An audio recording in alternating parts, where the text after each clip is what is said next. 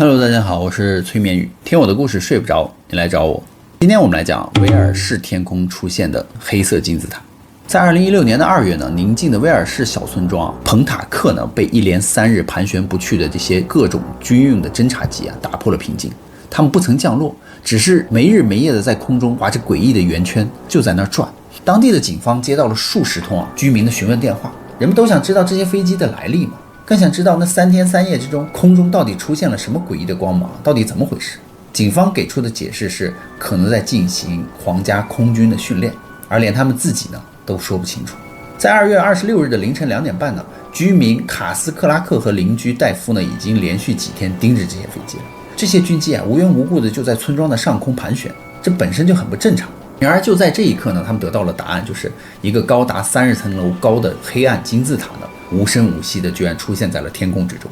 短短几秒钟之内呢，战斗机从四面八方蜂拥而至。军方显然没有被这个突如其来的东西吓到，因为他们一直在等待防风。而那些盘旋的飞机呢，此时此刻呢，就像一场完美的伏击，蓄谋已久。而这座巨大的黑暗金字塔呢，并非从天而降，而是凭空出现的。卡斯就形容了，它像是刀片划过我们的那个空中，从那个缝隙里出来，就跟我们看的那个科幻片很相似，从某一处黑暗的裂缝之中挤压而出。而他就形容说，这个金字塔呢，它每一个边长都达到上千英尺，比埃及吉萨金字塔还要大。而这座悬停在树梢上方如此巨大的物体竟然毫无声息，没有引擎的轰鸣声，没有螺旋桨，一切呢死寂无声。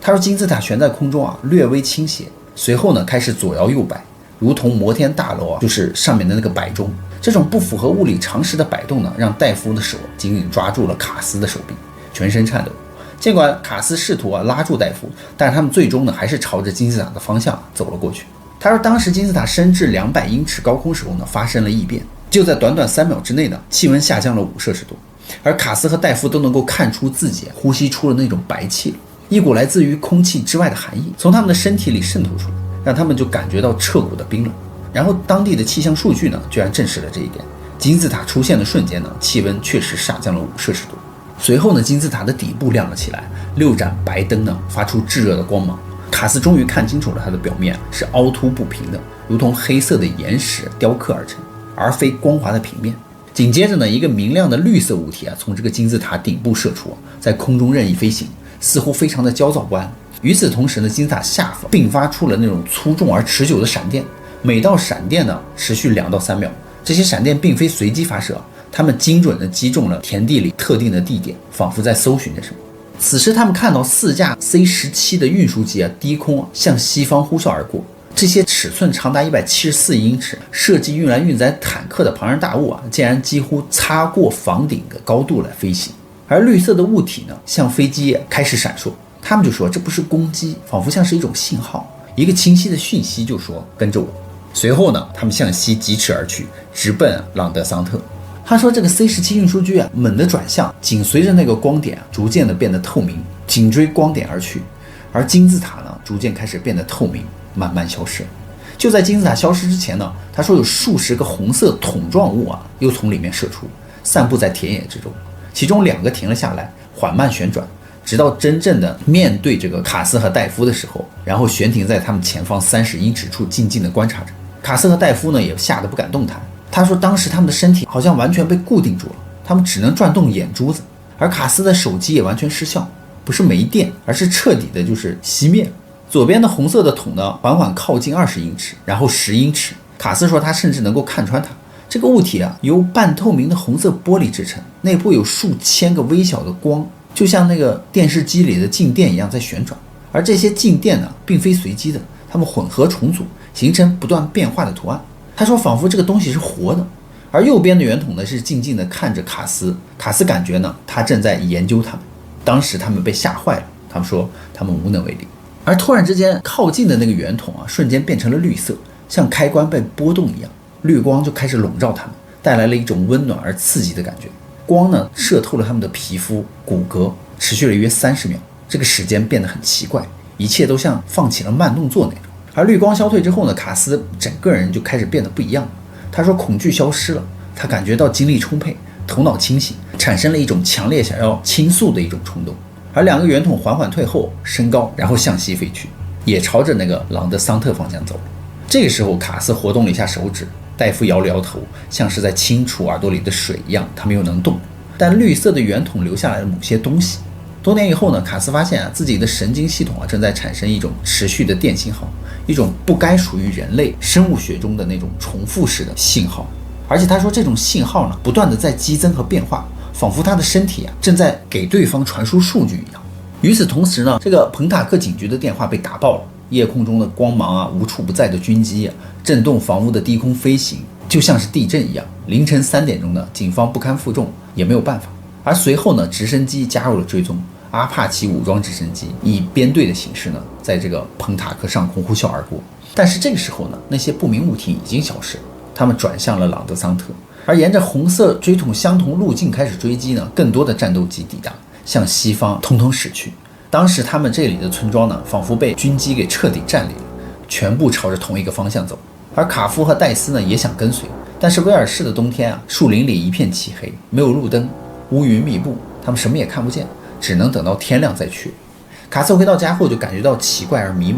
他看了看时钟呢，是凌晨3点50分。他说这不对呀，他们在外面的时间最多只有15分钟，但是1个小时20分钟却不知所措。卡斯在窗户的倒影中就发现呢，有些不一样，他的头上居然多了一缕白发。到凌晨4点21的时候呢，彭塔克就发生了2起爆炸。第一个爆炸呢是空中爆炸，目击者呢看到说像是打雷，但更尖锐。第二声爆炸不同是地面撞击，就在村庄不远处的森林某处，震动了村庄里的每个房间。当地的医院的病人甚至以为炸弹爆炸，而这次爆炸呢，在40英里以外的地震仪上呢都是有记录的。但那天晚上发生了一个比爆炸更让父母们恐慌的事情，就是他们的孩子呢都开始叫不醒，所有该地区的小孩子都睡过了头，所有的噪音、爆炸、直升机警报，所有的这些吵闹声都没有让他们醒过来。更奇怪的是，到第二天早上，这个卡斯的头发居然变白了，它不是一缕白，而是彻底的雪白。因为在前一天他还是乌黑的头发呀，现在呢，仿佛看起来他老了10岁。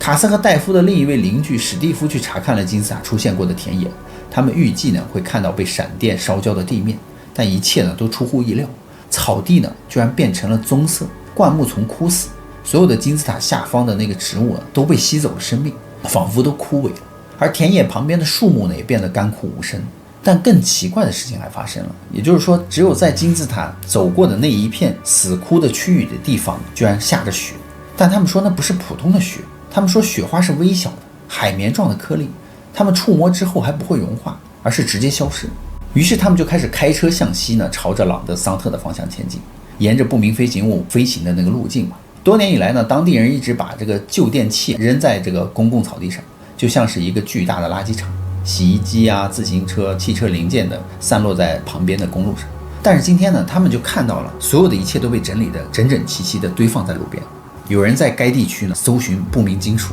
而把那些没有用的东西呢都分类整理好了。而黄色警戒线呢也挂在了灌木丛中，没有任何的规律。一位遛狗者就告诉他们说早上4点半他就看到军用直升机降落了，士兵们带着这个金属探测器下来，就四处的在森林里搜寻坠毁的东西。他们找到了坠机的地点，发现了有6棵树齐刷刷的断裂，所有的断裂处呢就形成一个完美的直线，直指呢彭塔克。而树木不会这样折断的呀，无论是风还是飞机都不可能。撞击这些树木的东西呢移动得非常快，比地球上任何已知的东西应该都是快的。事情发生之后呢，所有的公共区域立刻被封锁，多条高速公路也关闭。官方给出的理由是一辆卡车翻了，但是当地居民并不买账。一辆卡车翻了，怎么会封闭半个威尔士呢？而卡斯和他的朋友戴夫都目睹了异常，因为一夜之间呢，卡斯家后的那个田野上出现了密密麻麻的军营，一排排军用的那种帐篷整整齐齐。而卡斯后来评论到说，你可以把军人的那个军服脱下来，但是你无法把那个军队的纪律从他们的身上剥离。也就是说，他一眼就能够看出那是军队的人。他们去调查的时候就发现，营地里人虽然没有穿制服，但却全副武装，明显是军方人。他们先声称呢，在进行这个水力压力的勘测，但是威尔士那里根本就不允许水力压力测试，于是他们的谎言仿佛被戳穿了。他们又改口说是手机公司在检查信号塔的位置。然而为什么手机公司会有穿着白色制服的人在丛林里面爬行呢？为什么他们会穿着防化服还手持着步枪呢？这些勘测员的行为怪异，每当有人走过呢，他们就会停下手中的活，直勾勾地盯着你，直到你消失在他们的面前。当卡斯和朋友们在周围查看的时候呢，听到了树林里传来了喊叫声，3支携带那种电子探测设备的那个小队呢，在丛林中穿梭，有人不断的重复着找到他了，找到他了。与此同时呢，目击者浮出水面，一个叫雅各布·科尔曼的人，他说他看到了绿色的物体在朗德桑特附近与阿帕奇直升机对峙。他形容绿光呢不像是机器，更像是一个活物。然后就有目击者呢声称看到有物体坠毁，他们随后呢遭到军方人员的查证，强行驱离，手机呢也被没收抹除掉了所有的数据。还有目击者开车经过时看到路上有散落着红白色的那种晶体碎片，像玻璃，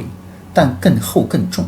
那其中的一个呢被摧毁的桶状物体留下了一些残骸。事件当晚呢，卡迪夫机场的一架阿帕奇直升机的驾驶舱呢着火紧急降落，官方的解释是机械故障。而这架直升机的爆炸发生仅3分钟后呢，也就是4点24分才从这个军事基地起飞。当晚多次往返事故现场，显然在运送某些东西。无论他们收回了什么一定有某位大人物急于想要看到这些东西。在黎明时分呢，一架编号为小鹰号的喷气式的飞机降落，1小时后离开。而这些飞机呢，通常只是搭载一些贵客的，比如说首相或王室成员。第二天早上呢，军方准备好了说辞，他们就声称呢，这一切只是变色龙演习的一部分，一次例行的军事训练。他们告诉提问的记者说，这只是一场战争的游戏，没什么可看的。然而这些解释呢，根本站不住脚了，因为半夜呢，居民们在区域的上空飞行的那些 C-17 大型运输机，还有20多架直升机，还有引爆在40英里外的那些地震仪上测得的大型的炸药，例行的军事演习之中，阿帕奇直升机会坠毁起火吗？而变色龙演习的这个说法呢，根本无法解释这些异常。所以卡斯克拉克呢就开始记录这一切，比如说拍摄营地记录位标签的那些车辆号牌，不停地提出疑问。一开始是简单的问说这是什么军事演习为什么不提前通知居民呢？但奇怪的是，国防部却回答说没有演习。这个答案完全矛盾了，因为威尔士线上新闻在事发当晚凌晨3点39分的时候就发布了正在报道该事件的消息，但是随后呢，却没有任何的报道出现，也没有任何的新闻发布，媒体开始陷入沉默。卡斯还提出了数十页资讯自由法案的要求，但是政府通常会以国家安全为由呢拖延或拒绝。起初呢，国防部否认在这个彭塔克有任何的军事行动存在，随后又承认了无需告知居民，我们也可以随时随地的进行演习。而当地的医院呢也3次改说辞，最初他们说有人警告他们有军事演习，爆炸声呢震醒了床上所有病人，然后他们并没有收到提前任何的通知。随后他们又改口说南威尔士警方通知了他们有一场反恐演习，但当你问医院说有没有什么通知的电子邮件什么的，医院说没有。更奇怪的是，国防部甚至声称凌晨4点半部队收集废旧金属居然是为了国家安全，那这些废旧的物品竟然都被列为了机密。而卡斯呢还在国防部的官网上搜寻变色龙演习的记录，结果找到了一份通行报告。该类报告就用于警告或商用民用飞机不要进入某些领空以防止相撞。一般这种报告都要提前5-6天来提交的，然而这份通告呢居然是25号晚上9点提交的，也就是说距离金字塔出现9小时之前才提交。更糟糕的是，军机在演习期间竟然飞到了通告范围以外50英里的地方，就是说他们没有按照演习的那个范围来飞行，也很奇怪，很可疑嘛。而国防部也展开了反击卡斯呢，他说他就遭到了威胁、跟踪，甚至有人看到军方人员出现在他演讲的现场。事件发生2天之后呢，他差一点被一辆黑色的 SUV 撞出公路，但卡斯从未放弃。最终国防部呢被迫发表声明声称这一切呢其实都是变色龙行动训练的一部分。但事实是，他们这个变色龙行动实际是发生在1周以前地点是在英格兰北部而非威尔士。于是呢，卡斯就证明了军方撒谎，他也证明了20多架直升机、运输机和地面部队呢在民用区域的非法行动。那么黑色的金字塔和那些红绿色的那种圆筒，它们到底是什么东西？有人试图解释说金字塔可能是被误认的飞行器，因为 C-17 运输机编队飞行可能会是一个三角形的，而现代的追踪技术呢让飞机极其的安静，所以红绿的物体可能是空投的标记灯或者是地面信号弹。但是卡斯呢是在当时的那个投掷区域下方，他说他没有看到降落的伞兵，他只看到了水平移动和瞬间出现消失的金字塔物体。然而这些解释呢都显得苍白无力。目击者声称呢金字塔不是从天而降的，而是透过空间出现的，这种技术呢地球根本不存在。所以国防部声称爆炸是模拟弹药受控引爆的，但是模拟弹药不可能在40英里外的地震仪上留下记录而且官方以卡车事故为由封锁道路。当晚所有的闭路电视呢都被关闭，无法证明。而卡斯的头发呢，真的是在一夜之间变白的，医生也无法解释。但是他身体的辐射值暴露，卡斯出现了所有辐射疾病的症状。后来发现呢，在多次光测仪测试中呢，卡斯身体确实发出了不寻常的电信号。而事情发生2年之后呢，当地的辐射水平呢，对人体呢还仍然有伤害，而该区域花了5年之后才清除干净。所以这次彭塔克 UFO 事件呢，是最具说服力的事件之一。主流的媒体呢都怀疑认为这只是一次军事行动，但是在我看来呢，这是一个关于掩盖真相的故事。大家觉得？那么好了，故事呢，宇哥也就讲完了。别忘了订阅关注宇哥的频道，看后续更多精彩内容哦。